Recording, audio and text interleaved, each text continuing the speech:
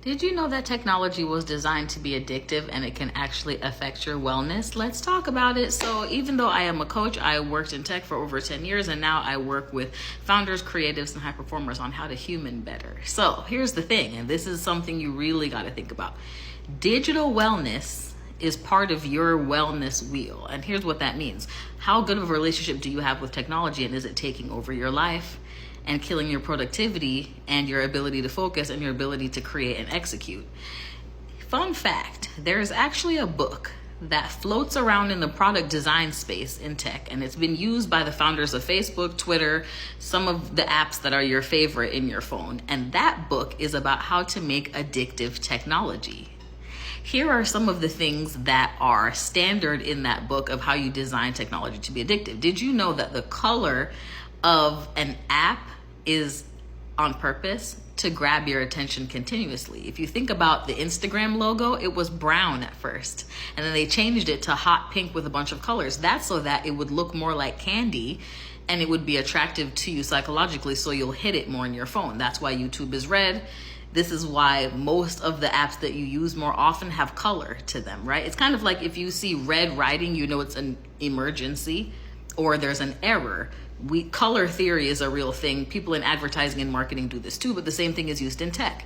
Something else that is done to intrude on your digital wellness is notifications. There's a reason that when you download an app, the automatic setting is that all of the notifications are on, and you have to turn them off.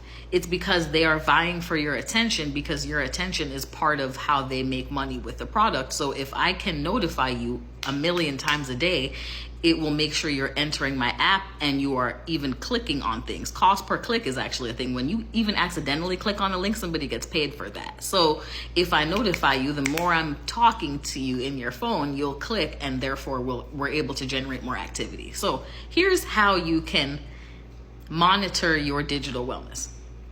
These are things I do in my own phone. I actually do a couple things. One is, if you have an iPhone, you can make all the icons for your apps the same color.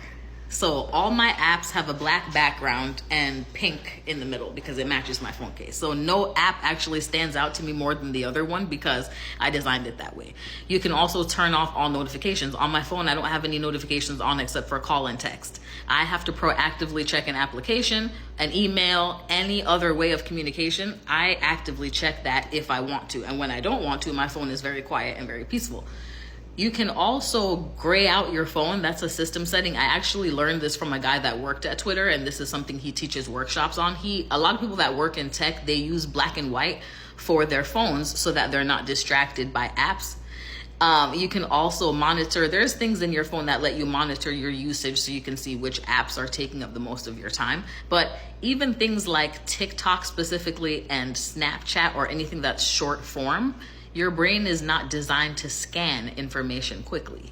So one way that you can improve your digital wellness is to take in longer form media. So like YouTube, watching movies, watching shows, and cutting down on the amount of time that you're scanning, because it is actually downgrading your brain and it's affecting your ability to create and execute. So these are some of the things I talk about with my clients. It seems like it's out there, but it actually affects your productivity and your creativity so much. So when you get to the systems and the things that are pulling at your energy, you'd be surprised at how much you free up to actually do the thing you want to do. So stay tuned for more of that content and let me know what you think in the comments. As always, Auntie loves you. Mwah.